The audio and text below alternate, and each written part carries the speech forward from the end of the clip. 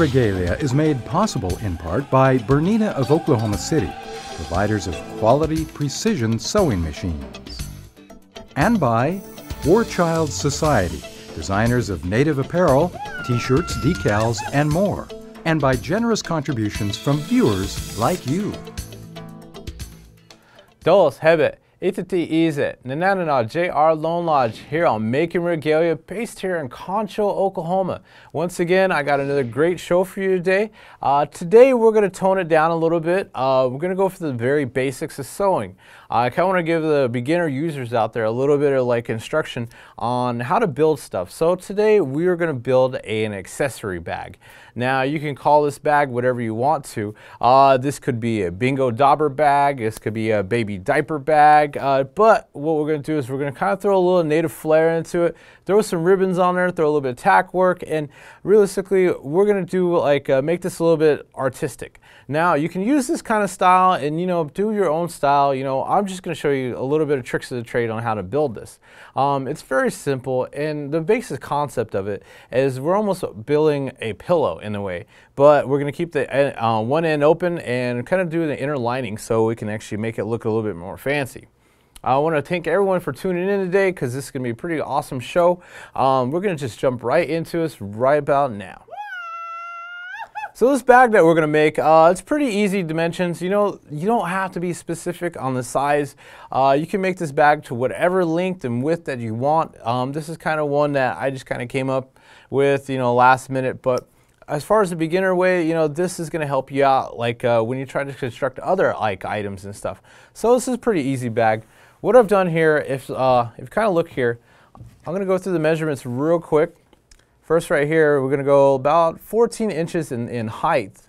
And right here, we're going to go about 17, almost 17 and a half, almost 18 inches in width. And so what we're going to do, once we cut this out, you always want to cut like a 1 inch for like a seam allowance. So you're going to add 1 inch on top of that. So since this is about 14, we're going to go with 15. So that'll give us a seam allowance of 1 inch. And right here, 18, so we're going to go with 19.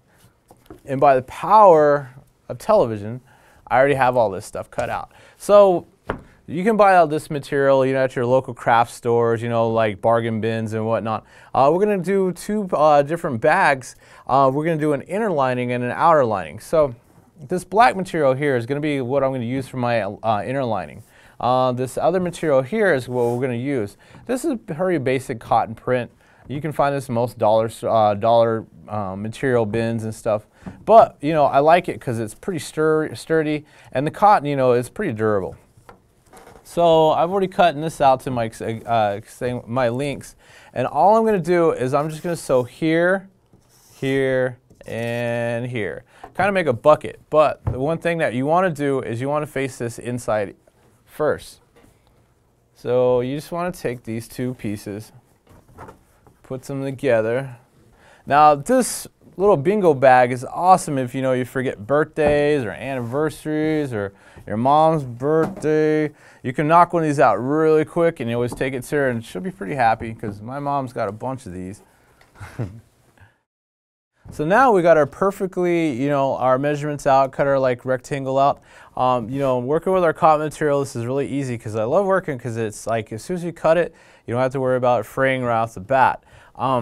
Okay, so this is going to be on the outside of our bag. And what we're going to do is we're going to dress this up a little bit with some ribbon. The best part about this is we're going to go in a V with the ribbon, but we have to find the top dead center of our material. So the easiest way to do that is just fold it over and kind of like fold it here. Then you can just take your iron and find the crease. Just kind of run your iron over it a little bit. And bam, now you got a crease. And as soon as you fold it open, you kind of can see a little bit line here. That's the line that we'll be working with. So what I'm going to be doing is I'm going to take this ribbon that I've kind of already shown, done already. And I kind of want to do a little real quick design. I kind of want to flare this out, and I'm going to show you how to do that. But first off, I'm going to kind of like pinpoint where I'm going to angle this at. And it looks like it's about there. And Always remember, you're going to have a seam allowance, so you can actually move this a little bit further in to get a little bit better angle. Now these, I'm just going to leave these flared out, but the way I did it is I measured like 10 inches here and then 5 inches past here. So once I used my heat bond, all I did was heat bond here and flare these out. So take my heat bond. Okay, this is a glue side up, and you know, I've already cut this out. This is 10 inches from here, and then all I'm going to do is make my ribbon here. Now, another important thing is that we're going to make an opposite side to this. That way, you know, if I did the exact same color sequence and the exact same length, it's going to look kind of on top of each other. So what we're going to do is we have to make an exact opposite. So here we're going to start with the polka dots.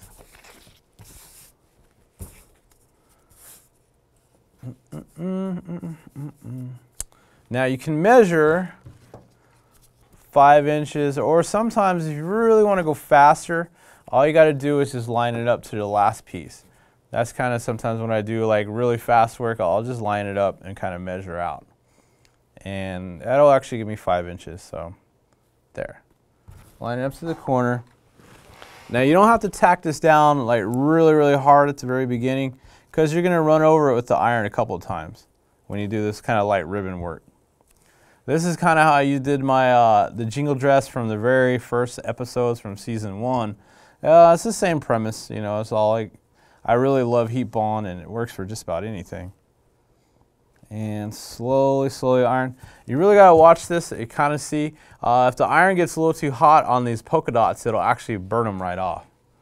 The polka dot is actually a paint. And I've known from the past, if you keep your iron there, there won't be any polka dots left. So there, I'm going to take our other ribbon, cut here.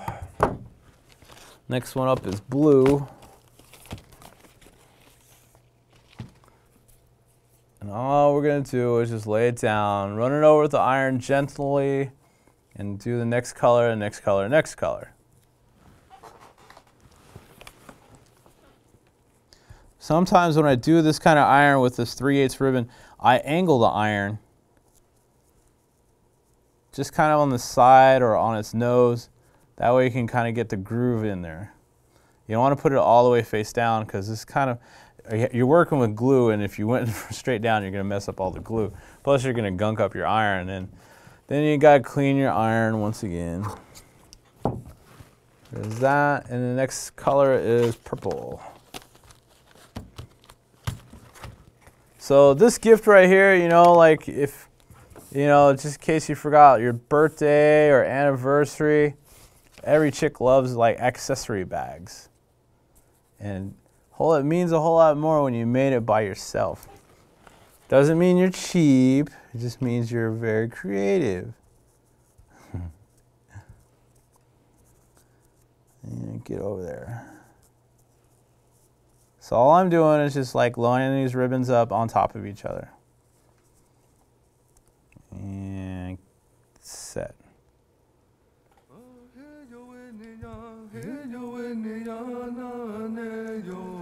Okay.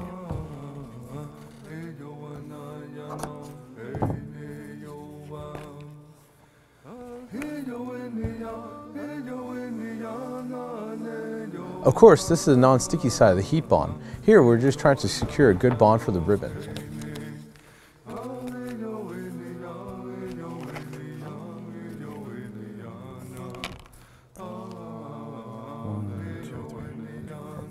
Just be sure to duplicate the same ribbon sequence.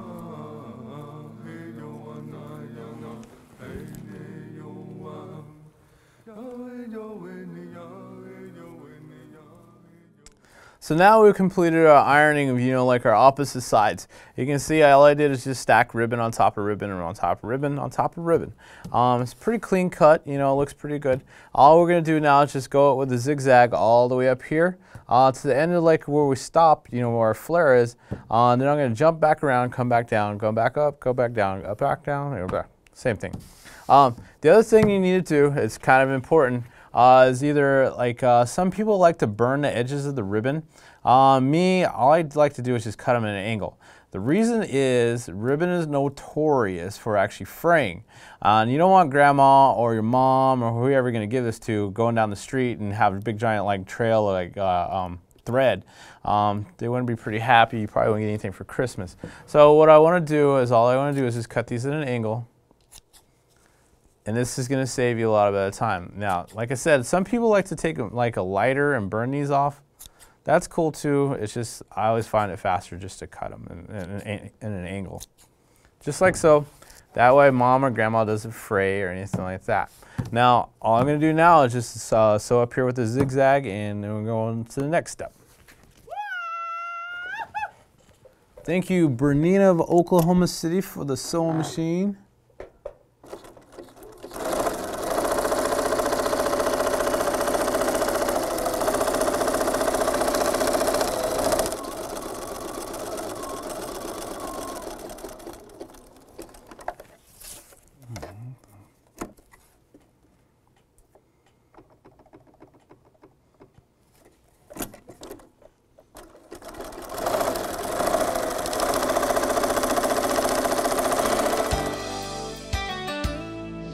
Okay, so now what we've done, we've finished up our sewing. As you see, all we did was do a zigzag and attach like one ribbon on top of the other ribbon. All I did is go from on top here all the way down, attaching each ribbon to each other. Now what we're going to do is we're going to kind of look for an angle. We've already like folded this over and did our iron mark, so I know exactly where the dead center is. I'm kind of just like really just playing with this and kind of seeing what our angle is going to look like. And what I'm going to do is I'm going to go pink on top and then the black on the bottom. And the easiest way to do this is just rip the very top part of your heat bond off. You'll see the adhesive stays on the pink ribbon and on the black one. And once we do this, all I got to do is heat bond it again and the ribbons will stay perfectly on there. So all I'm doing is tearing off the top part. You don't have to go through every single one of these pieces of paper, just the top and the bottom. So there's that piece. And there was this one. This is always a lot of fun, I swear. Like heat bond, paper, this stuff gets everywhere. Usually like around 2:30 at night, this stuff is like all over my carpet. Okay, so there you go.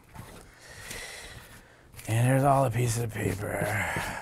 Now, all I'm gonna do, see which ones look better. Polka dot on top. I think I'll do polka dot on top. Now, like I said, you know, you really gotta watch this iron with the polka dot, because if it gets too hot, it'll burn the polka dots like right off. And then you have to start all over again. Sometimes I like to use a piece of paper, or the other times I'll just go in between the polka dots with the iron. Either that or just run over it real fast. Get on there. Okay, so now they're got there. Now we're gonna attach the other side. And I'm just going to eyeball it. Just kidding.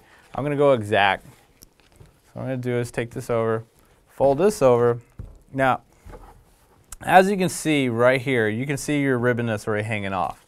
Here, you can get a perfect alignment just by doing the same thing, because you can kind of see where my ribbon ends right here. That's kind of dead tail, like giveaway where it's at. So all I got to do is line it up perfectly right here. Kind of move it where you need to. And iron away. This way, you know, you got an exact measurement of your ribbon. They're both exactly on the same height and length. And just watch out for them polka dots. You don't want to burn those off just yet.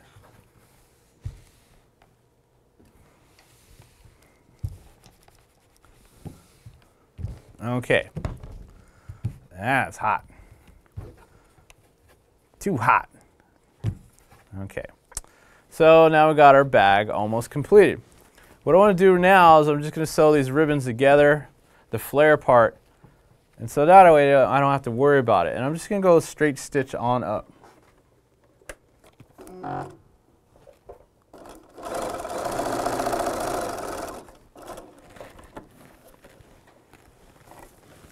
Now if you see, all I did was just do a straight stitch right here. This holds the ribbons together and it kind of looks, it makes it a little bit unique and keeps them all uniform. So when we hold it out, got a perfect flare. Now all we got to do is just build the bag itself, and the best way I'm going to do that is I'm going to take this just like that, and I'm going to take its brother, face it inwards just like so, put these on top of each other like a sandwich, like a big bologna sandwich, and I'm just going to sew here, here, and then here. And I'm almost done. And what I like to do, before I sew this, I'm going to show you, what I like to do is give this a little strength, because right now I'm sewing two pieces of material together. But if I fold this over just like so, the very edges, if I fold this over just like this, come all the way down, now I'm actually sewing into 4 pieces of material. This gives it a lot more strength, just in case, you know, like it gets grabbed, or, you know, like the tension on it. So that's all I'm trying to do, is I'm going to fold this over and give it a little more strength.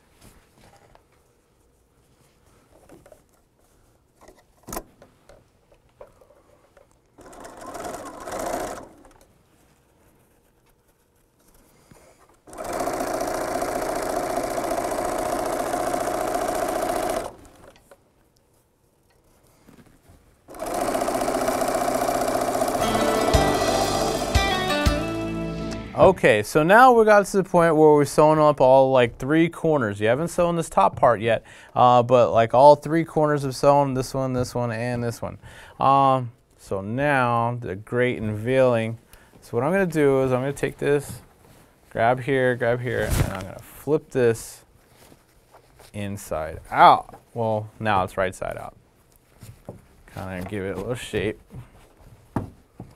And you want to push these corners all the way up. Put your little finger in there and kind of wiggle it around, and there. So now our bag is almost complete. I got a little bit of kind of like a little bit of hangers right here. All I'm going to do is cut these off. Our bag is almost complete. All I got to do now is put the inner lining in there and sew it together. So what we're going to do with our inner lining, and see, since this is an inner lining, you really don't have to, you know, like face each other or whatnot. So, and this is just scrap material that I have back in my bin, which I wasn't really going to use for anything. Just going to face these 2 together and do the exact same thing. So I'm just going to sew here, here, and in here.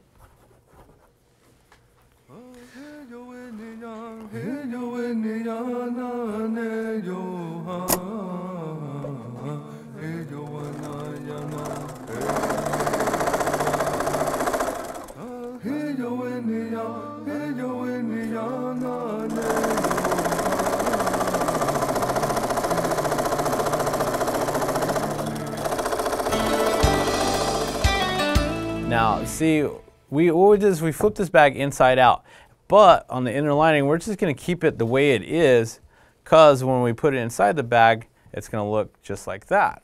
You can see like the stitch marks on here.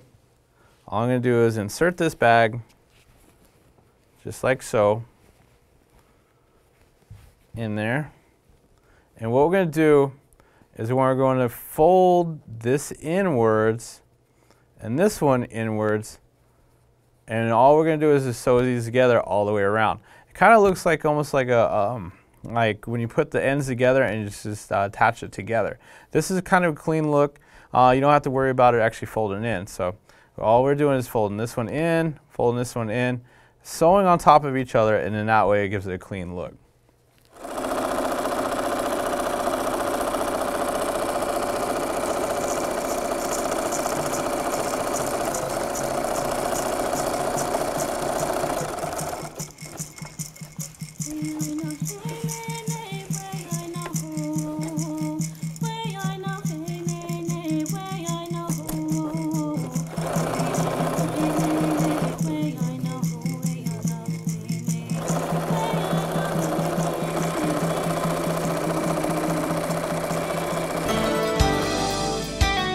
So ladies and gentlemen, we are back and we have almost finished our bag here. What we've done is we've already attached our inner lining. And if you see here, what I did is I folded both ends in, and all I did is I seam straight all the way around. That way it gives it a clean look on both sides.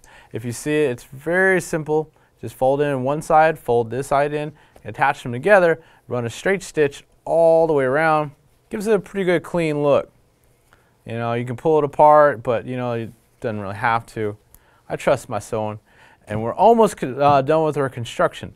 So what I'm going to do now is I'm going to build me a strap. That way we're almost done with our bag, and all we're going to do is finish up this strap, attach it here, and we're good enough to give it to grandma, Mima, and you know, mom, anyone I know you probably missed a birthday from. So guys out there, you know, you're welcome. I know I got you out of a pinch. This is a really easy bag to do, and anybody can do this. So let me just do this real quick. And all I did with this material, this is just scrap material.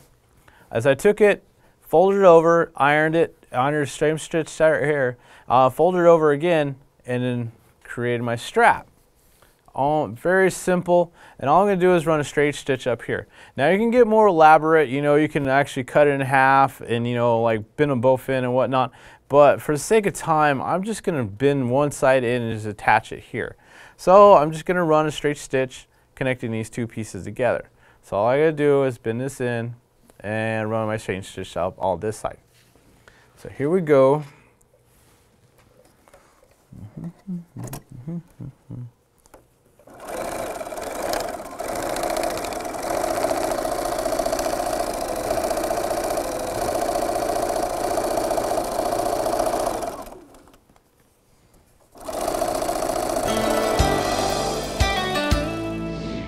Okay, ladies and gentlemen, now we've done and created our strap.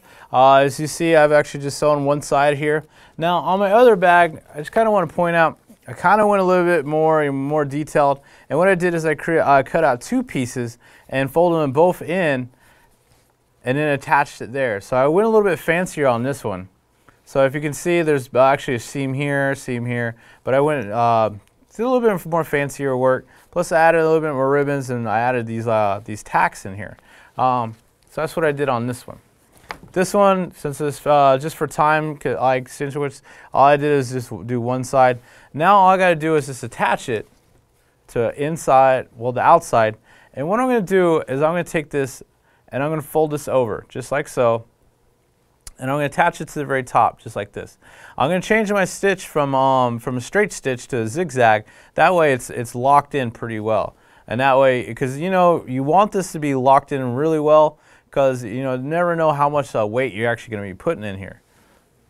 How much bingo daubers or whatever grandma's got, you know, she might be putting bowling balls in here or something, you know. So you want the seam stitch to be really, really thick. So I'm going to change this up to really high and almost embroidered stitch.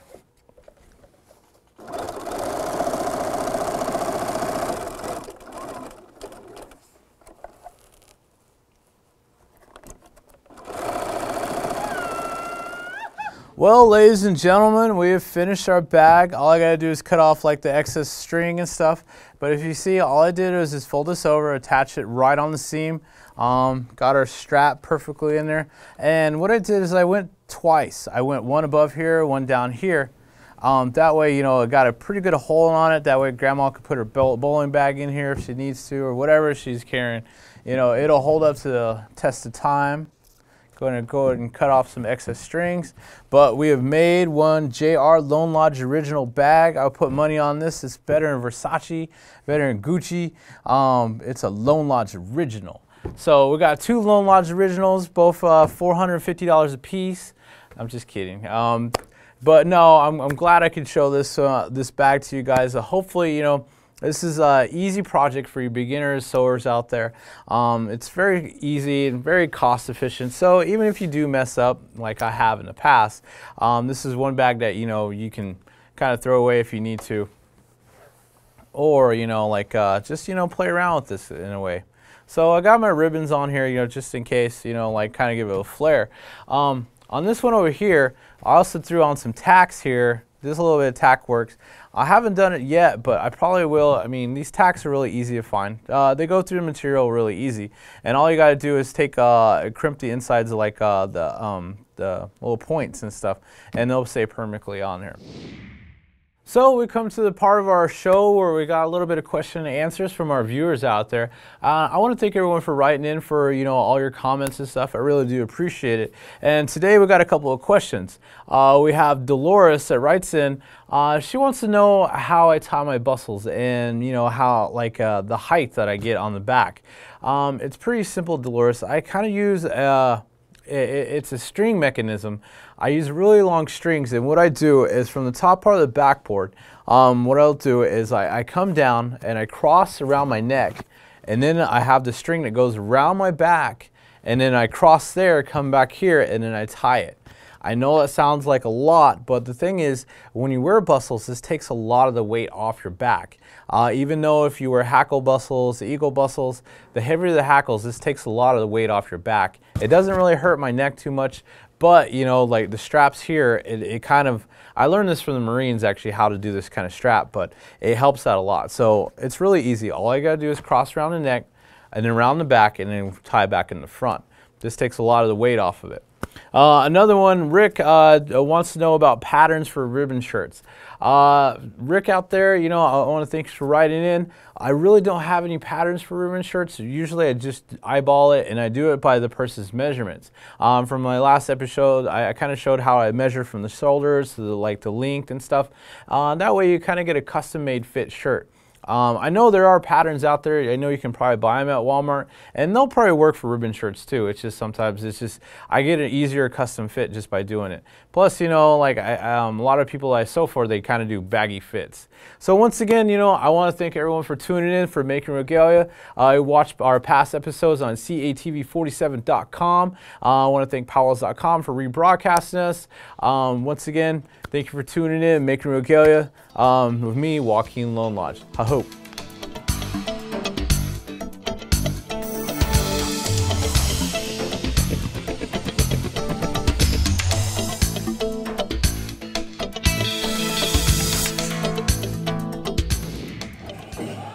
Making Regalia is made possible in part by Bernina of Oklahoma City, providers of quality precision sewing machines. And by War Child Society, designers of native apparel, t-shirts, decals, and more. And by generous contributions from viewers like you.